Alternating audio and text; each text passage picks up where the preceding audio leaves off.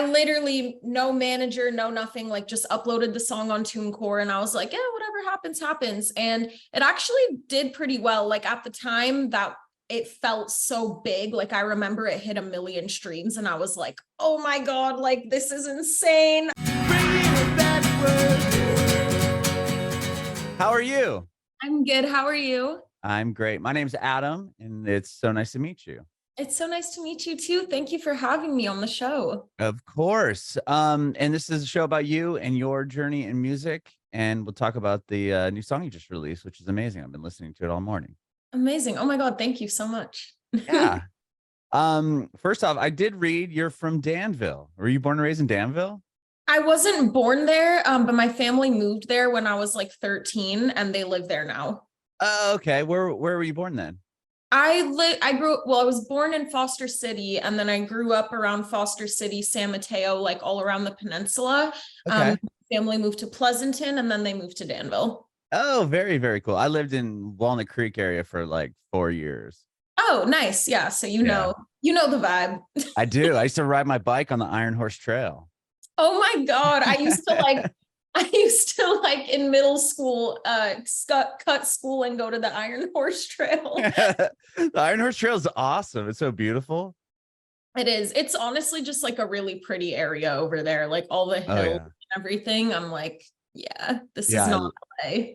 No, not at all. It's not San Francisco either, but yet it's so close. Yeah, I know. It's like so close to the city, but so different feeling, but it's nice. I like going back and visiting my family. It's like very chill there. Yes. The only thing that's a bummer about, maybe they've built it now, but the BART used to not run. You'd have to go to either Walnut Creek or Dublin, which is not really close. Oh yeah, there's only like, I think Walnut Creek is the closest for BART. Yeah. And I used to drink at Elliott's when I used to drink. Oh, really? I think that place has been there for like 100 years or something. Yeah, crazy. Probably. Everything in Danville feels so like antique and old. I'm just like, oh my God, like this is really a haven for retired people. It totally is. So you moved there, you said at 13 to Danville? Yeah, okay. I lived there from 13 to 17 and then I moved to LA. Okay, very, very cool. And I did see that you come from quite a musical household. Yeah, my brother is also very much a musician, like even way more than me. I grew up singing and doing music and that's always been my life. But my brother was one of those kids where you're like, okay, you're 5 years old and you're playing Beethoven by ear, like fuck off. Oh, wow. Really? Yes. Oh my gosh. Yeah, like but you he used to, oh, sorry, what was that? No, you go ahead. I was just going to say, he used to literally have to wear earplugs to school because he had still has, but he has such strong, perfect pitch that like the bell between classes was in between notes and it would like give him anxiety. Like he was like a weird child savant. That's wild. The bell isn't in like the proper key. He's like, literally. Oh, wow. But you grew up playing piano too. Is that what I saw? Yeah, I mean, I'm not like a super gifted piano player. I can get by enough to accompany myself when I'm singing, but I really mostly grew up just always singing, like never shutting up. And my brother usually would accompany me on piano. Okay. And you've been singing for your whole life? Like, when did you start? You remember? I don't even remember, but my mom has a video of me when I'm like, I think 4 or 3, and I'm just like sitting on the kitchen counter, like making up a song, singing. I don't remember this, but apparently I used to literally gather everyone in my house, like all my aunts and uncles and cousins, and like force them to sit and like watch me perform. That's awesome. Like, all right, come in. We're having a concert. Yeah, exactly. Oh, that's too funny. And well, from there, like, how were you like in chorus or choir or anything like that? Or like, how did you really kind of start doing music a bit more than singing on the I think like I was in choir for most of my middle and high school years. I always like did all the local talent shows and competitions. I actually, even my freshman year of high school, I got accepted into Oakland School for the Arts for the vocal major. And I remember being like so excited because there was only one spot open for the vocal major and I got it. And I went to OSA for a few months, but I ended up switching back to public school because I was getting like bullied and I was like, I can't handle this. Oh So yeah, oh, middle school is the worst. I mean, I feel so bad. I mean, I got bullied a bit, but my sister, who's quite a bit younger than me, I remember she had the worst time in middle school. I just keep thinking back. I'm like, gosh, those kids were brutal. kids are brutal on another level because there's not like the experience of an adult where you're like, oh, this isn't nice or whatever. Like kids will just give it to you right how they Yeah. need it. Especially now with like the internet and like Instagram or whatever social media, like screenshotting, posting things, like it's just, yeah, I mean, that's another level of being It's mean. crazy. I know. I can't imagine being like a middle schooler in today's Oh TikTok man. world. Yeah, it's terrifying, honestly. Yeah. Um I'm terrified and I'm 24. Like yeah. no Your one voice, scares me more than a 14-year-old. 14-year-old, yeah, with screenshot evidence. Like that's so crazy. Yeah. Yeah, I mean, I'm not shocked that you got in that only spot in at that Oakland school because your voice is so good. I love Over Breakfast, that like acoustic-y song that you have. Oh, thank you. Yeah, I was like, I mean, your voice is awesome in all your songs, but that one I was like, damn, like you could really, it's just because it's just you there, right? I mean, it's you and like an acoustic guitar. I think it might have a piano in the beginning. I can't remember, but Yeah, it's just me and a guitar. That song was like really fun. I'm really glad that you listened to that song and liked it because it's not one of my more popular songs, but it's like one of the most special songs to me. oh, And yeah, I don't know. I wrote that song like literally like in my bed in like 10 minutes while I was really? sad. Yeah. Wow. Yeah, that's a great song. When I hear that, like I said, it's so stripped back, and I'm like, whoa, she can really, really sing. Thank you. I appreciate that. Yeah. So you did chorus choir and stuff. I did see you were like on the X Factor or something like at 13. Yes, kind of. I did the cattle call audition at Cow Palace in San Francisco, actually. And it was the typical, I'm not sure if you're familiar with like the singing shows, but it's Yeah, I've interviewed quite a few people that have done mainly American Idol, like a lot of people that have went through American Idol or, yeah, I'm got sure pretty they're all far. kind of a similar process, but it's like it's a bunch of little cubicles made of curtains and everyone's like belting their hearts out for the gods, and all you're hearing is like every Adele song that's ever existed all at the same time. Oh, So I wow. went and did that, and I ended up making it to like that because there's like 4 or 5 rounds of that before you even ever step foot on a stage for like Simon Cowell. So Right. Or even probably even producers, right? I mean, you probably have to yeah, make it so far even to get yeah, that. there's a bunch of rounds to ever like get on the actual show.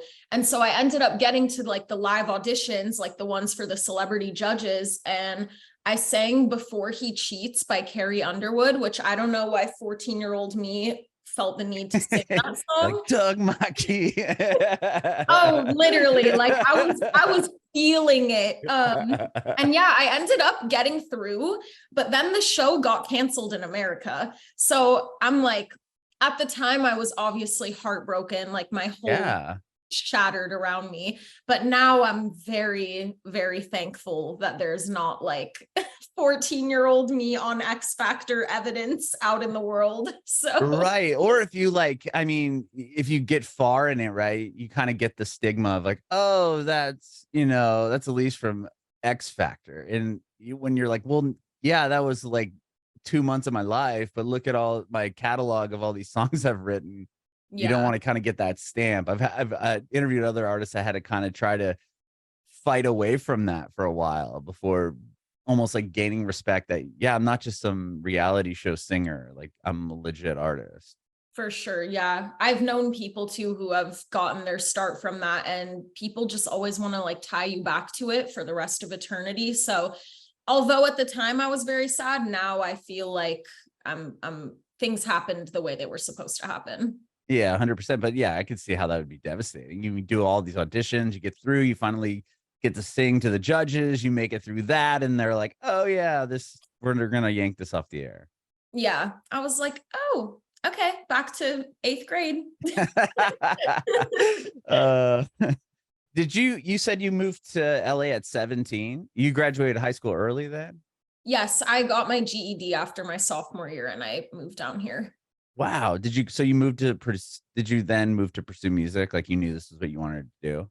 Yeah, I mean, I always knew this was what I wanted to do. Like in 4th grade, the first email I ever made was called popstarellise@yahoo.com. That's Like awesome. I have like diaries from being a little kid where I'm like, when I grow up, I want to be a pop star like Selena Gomez. So I think I always knew it's what I wanted to do. And as I got older and, was able to like make more decisions for myself, I kind of realized like, okay, am I going to go to college and like do music in college and then try to do music as a career? Or am I just going to go do it while I'm young, like get a head start on all this stuff? And that's the decision I made, which I am happy about. I'm gonna say that was a great decision. I have 2 kids, and it's funny. My wife and I were talking last night. We're like, yeah, I don't think we're gonna, unless they really want to go to college. I'm not gonna be the one that's like, you need to go. Like my family was like, you have to go to college, and I'm like, okay, like that was a big debt and no reason for it. But yeah, I feel like especially with music, I mean, you go to where Berkeley or whatever, and I think your end goal would want to be an artist. So I've chatted with a lot of people that like sophomore year in or whatever, they'll get a record deal or they'll get in a band that does something, and then it's like, well, now I went and spent all this money for 2 years, and for what, kind of, you know what I Yeah. mean? I mean, unless you're trying to be like a doctor or something where like Or you lawyer, really maybe. need the Yeah, degree in order to like do the job. I think right. as time progresses, a lot of people are realizing it's not a necessity to go to college and for a lot of career choices. I mean, I definitely like super respect people that go to college. I think that's amazing. But yeah, especially with music, I kind of just had the realization of like, okay, I already like know how to sing and do music. Obviously, there's a lot to learn with any skill. Like, I'm not saying I'm all knowing, but I was like, I could go to school and, learn more music theory and do all these things, Mhm. or I could just go do it. So my family Right. was very supportive of my choice. And yeah, now I'm here. Here That's we are. amazing. Yeah, yeah. It's like you're not going to go to school and they're going to be like, okay, here's the structure to write a hit song. And when you graduate, you will be able to do this consistently for the rest of your life. You know what If I mean? if they could teach a class on how to write a hit song, like that class would be booked for the next 50 years. Right, exactly. So when did you start off like doing YouTube covers, or like how did you like start putting music out when it came to that? Or were you really writing your own originals right away?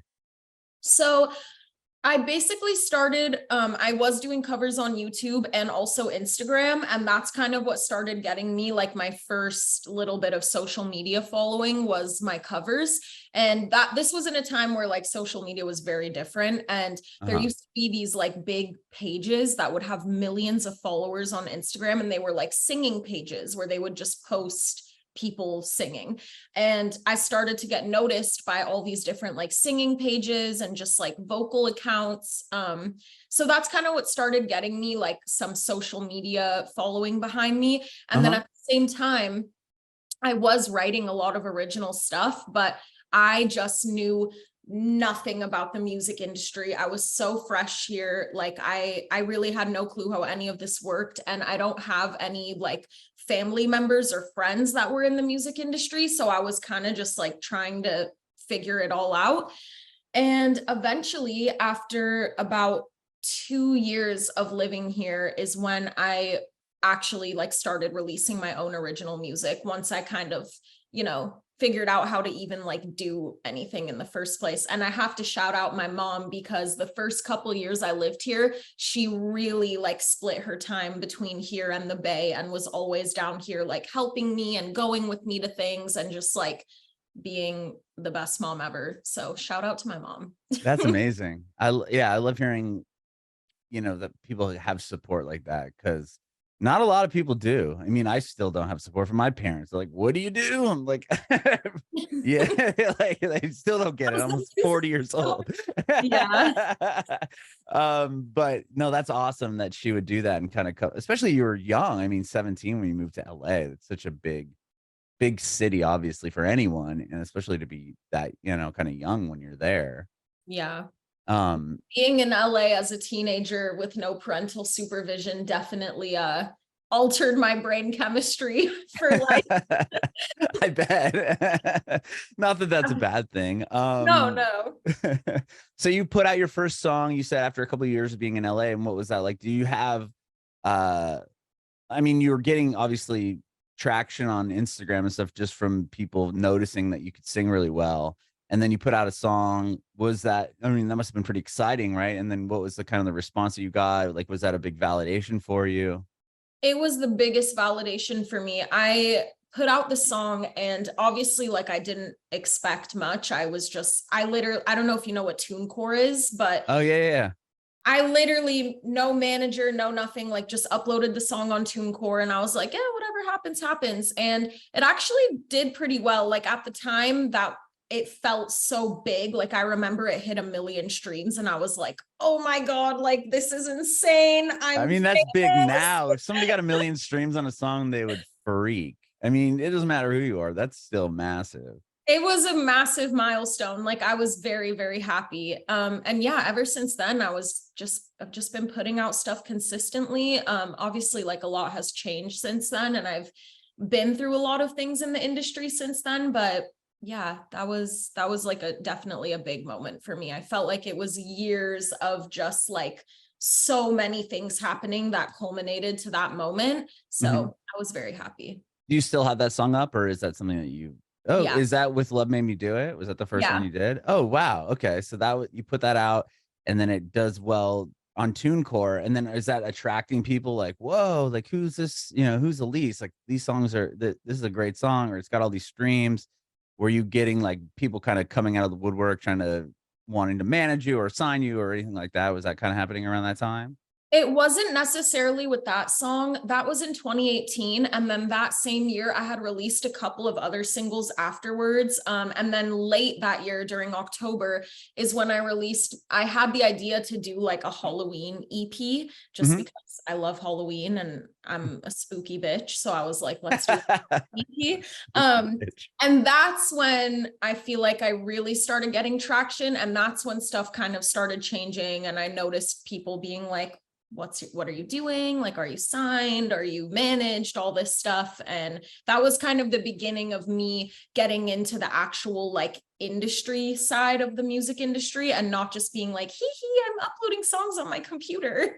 Right, right. I mean, but even all the songs that you put out after Love Made Me Do It were like, I mean, Pinky Promise, it looks like that was the next one. That's like 12 million streams. I mean, you just continually put out songs that people were gravitating towards. It was like, it wasn't like Love Made Me Do It was some fluke, right? Like some people put a song out and it'll like maybe get a TikTok viral second, and then the next 5 songs they release have like the minus sign 1,000 next to the song. You know what I mean? Or less than. Yeah.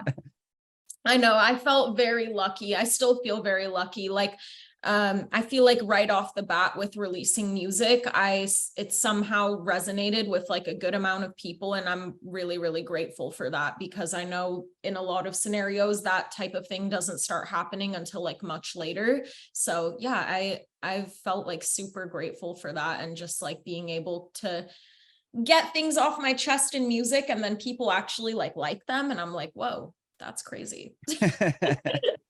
You said when you put out that first EP, that was Can You Keep a Secret? That was your first real official EP. Yeah. I mean, 911 is like hundreds of millions of streams. Was that what kind of really changed it, or was that after everyone started noticing you already? I mean, prior, probably.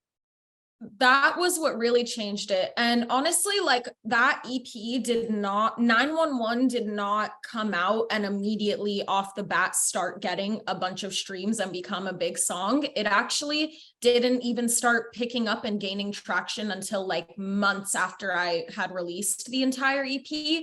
And all of a sudden I like woke up one morning and I'm like, oh, my song got like double as many streams as it did yesterday. And then the next morning I'm like, oh, now it, it just kind of like going and going. And that was all just like independent. Like there was no marketing or money put into that. I didn't have like a team or a label. So that was what really, really changed it. And once 911 started, having like a sort of incline, that's when I really noticed the Yeah. the I mean, people. and then you can't point it to like any like pinnacle, like you can't like go, oh, it got to play. It would just happen to organically start to really just grow. Honestly, this was like pre-TikTok days. So it wasn't TikTok. The thing that made 911 get big was so niche and like cool. And I didn't realize it until much later. But there's like this computer game called Gotcha Club. And it's literally like, I still don't fully understand the game, but it's a game where you create like an avatar and you're just like in a world, I guess. Like, I'm not really sure exactly the premise of the game, but my song got big on that game, and like people were using my song to make like music videos in the world of that game. Wow. I honestly owe my entire career to this fucking computer game. Love you guys. That's so wild. Oh my gosh. Yeah. I've had experience to talk to with other artists that have had, or it would be like, yeah, my YouTube video or my music video got put up on this channel that does, video games, or people started making like Minecraft videos to the song and then it just blew up. It's like, it's so the power of the internet and like these niche groups of people that have so many fans and followers that are that dedicated. It's so interesting to find those things on the internet, because if like that game, I've never even heard of it, but yet 109, I mean, millions of people probably play it. They're making videos of your song, and then it explodes from there. Super niche viral moment. That's incredible. You did another EP, another Halloween EP, right? With Under My Bed. Just following suit in the same, I love Halloween. It's a year later. Let's do it. Yeah, the Halloween EP is something I try to do every year. It doesn't always work out every year just because logistics and things, but every year that I'm able to do a Halloween EP, I do one, just because I feel like now it's kind of become a tradition for like me and my fans, and I really enjoy making the Halloween style music. So it's always like fun for me to put it together. And yeah, we love Halloween in this house. It sounds like I'm sure the pandemic didn't help with a Halloween EP. Yeah, that was a year that I could not do a Halloween EP, not only because of the pandemic, but also that was when I had just signed to like a label for the first time. And I was only a couple months into my like new label, and there wasn't really like the infrastructure yet for me to be able to like drop a whole EP. So we had to skip 2020. Okay. During the pandemic, did you sign? You're independent now though, right? No? Yeah. Now okay, that's what I thought. Was it different? I mean, it must have been quite different being on a label versus putting out your songs on your own. It definitely was. It was a big adjustment for me. And I had gotten a label and like a very official management company right around the same time. So I literally went from being like, I'm independent, I can do anything I want whenever I want, to like, oh my God, I have like group messages of people to like run every decision by. And that's not to say anything bad about my label, right? And like I honestly have no beef with anyone, and I think that they all really like did their best. I just think I kind of realized that I'm the type of person that I need to have like that freedom and that independence. Yeah, and I would imagine that would be quite a change, especially if you've been putting songs out on your own and they're doing well. And it's like, okay, these people are gonna come in, which is great, right? I mean, money and a team and everything, I'm sure, is very, very helpful. But also like now you're kind of under more of you can't just do whatever the hell you want, right? I mean, it's exactly like, we have this plan and you can't put this song out right now because we've got this, 6-month thing going where we know we're going to do this song and then this song and then this song. And you're like, well, I just want to get all of them out because I got 10 more ready to go or whatever. Exactly. Yeah. With the pandemic, aside from everybody being inside, and I'm sure, were you doing a lot of live shows prior to the pandemic? Honestly, Not no. much. Oh. The course of my career has worked out in such a strange way that there's always been like a block from me being able to perform live until recently. Because I started dropping music in 2018, and like I said, I've said like 80 times, sorry. I was No. So I didn't really have like the know-how or the team to like go play shows. Right. So I wasn't playing shows then. Then I signed to a label, and like literally a week later, the pandemic happened. After Oh, wow. Okay. so I was like, oh, so then clearly 2020 and 2021, there was no shows Nothing being happening played at all. And then I became independent, and that was 2022. And I kind of had to like rebuild the blocks of like everything that had happened from like just so much stuff. So now finally in 2023, I am playing shows and touring, and it's been great. Yeah, you have a lot of stuff going on. I did see you played. I'm from San Diego. I moved to Nashville like 3 years ago, but I saw you played the Voodoo Room, and you also did the House of Blues in Anaheim, which is so rad. I love the Voodoo Room. It's such a cool little space there. It was so cool. And we did the Parish in Anaheim too, which like was I so love that one. cool, like church vibes. I thought they were both really, really sick rooms.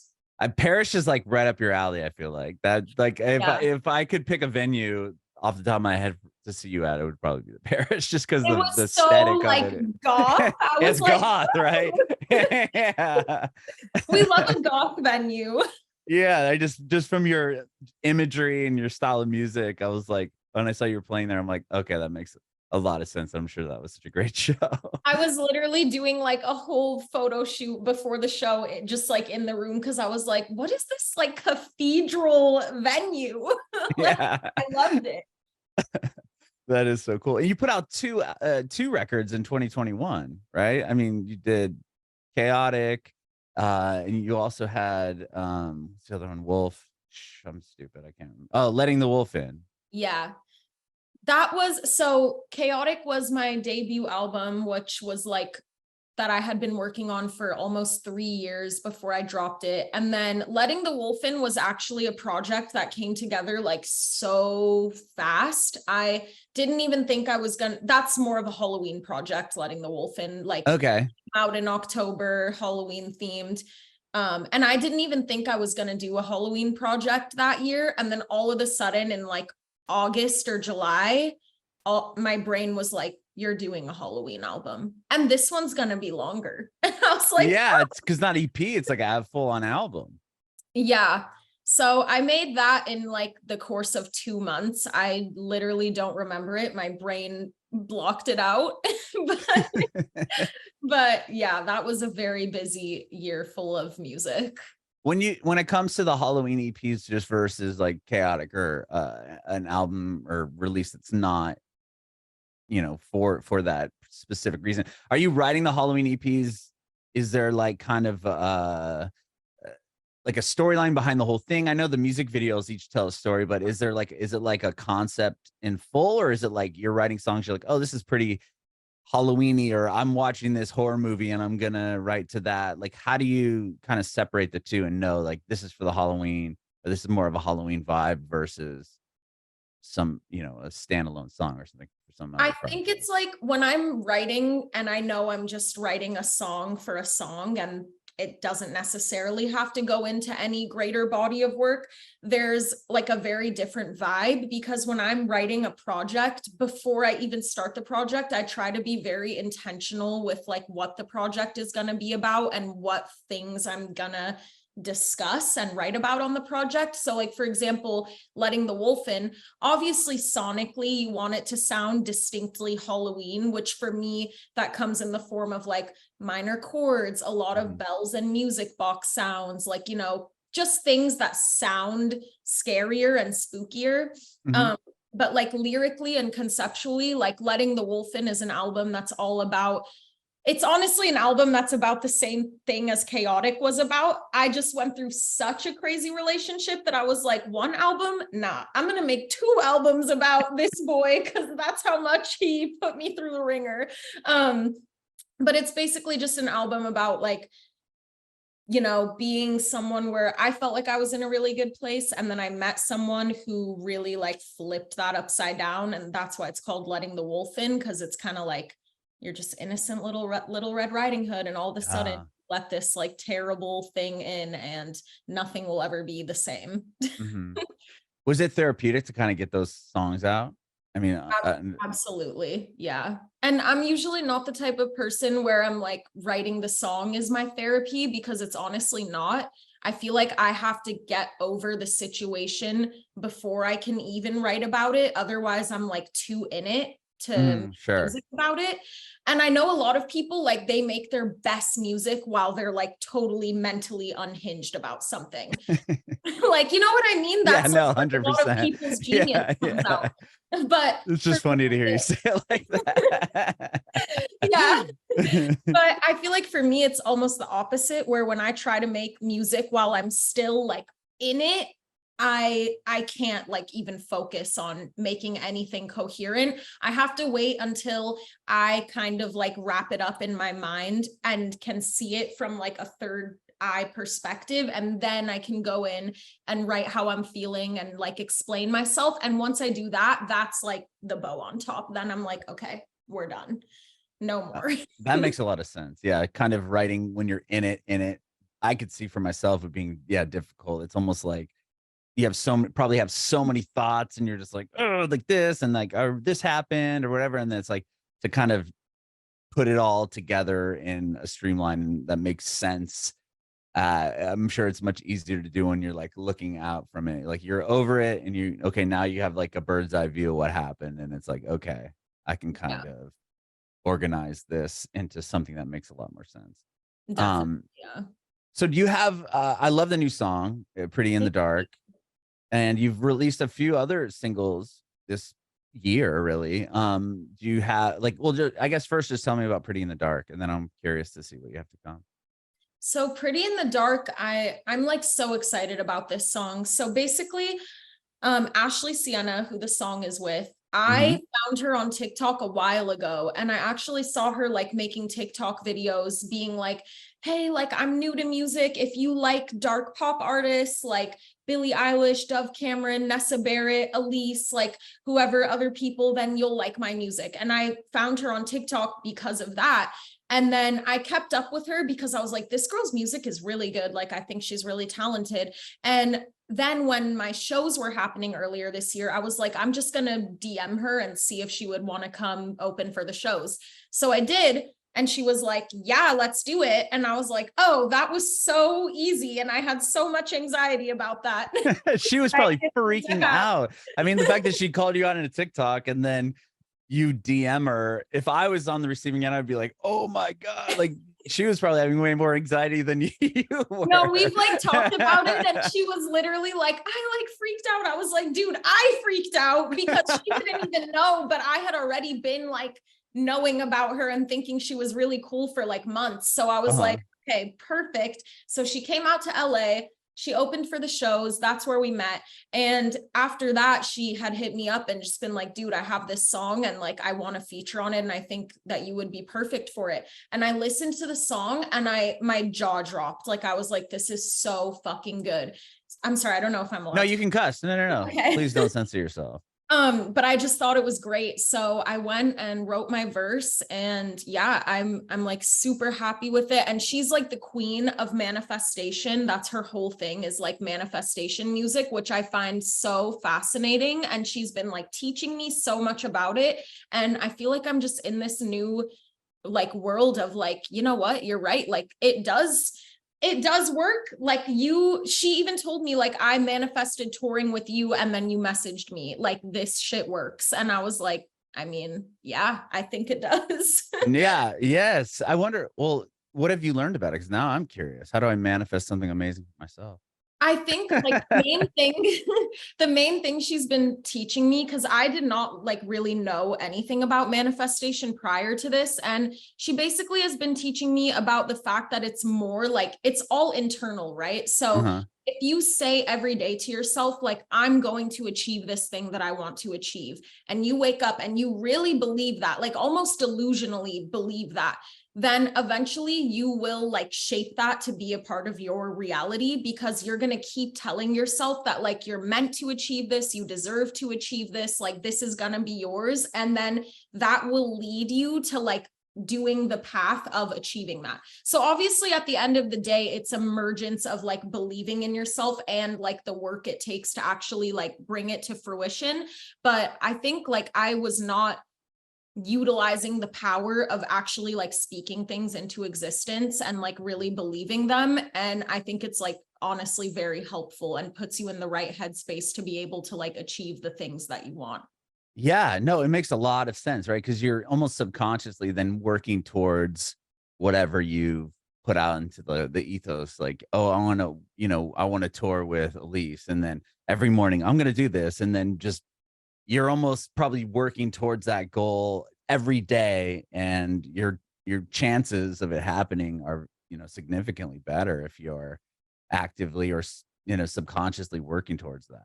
Exactly. And like it works both ways too. Like if you wake up every morning and tell yourself negative things and are like, I hate myself, I'm ugly, I don't like this about myself, like you're gonna feel that way, and it's gonna show. Like it's gonna show that you feel like shit about yourself. And even like in times, there was a time last year where I was very stressed out, and every day all my internal monologue was like, oh my God, I'm so stressed out, I don't know what to do, I'm stressing, I'm a nutcase, I'm batshit. And within a couple months, my hair started falling out, my skin got worse than it's ever been, like literally chunks of my hair were falling out, like I had like a bald spot in the back of my head, my Oh my skin gosh. got terrible. Like I really feel like the things you say to yourself and the way you act towards yourself kind of does manifest part of your reality. Oh, I So bet. Yeah, I mean, if you're constantly telling yourself, yeah, it's like if you wake up and you're like, oh, something happens right away, and you're like, this day sucks. This is gonna be a shitty day. You then it probably will will have a be. shitty day for the rest of the day, right? Instead of being like, all right, I'm just gonna brush that off. That sucked. Yeah, Whatever. I'm gonna move forward. I'm sure. Yeah. I mean, I have that same problem where it's like I wake up or something happens. Fuck, this day sucks. And then if I keep that in my head, the whole day is gonna suck until I finally realize, oh well, that wasn't that big of a deal. Like, just move forward.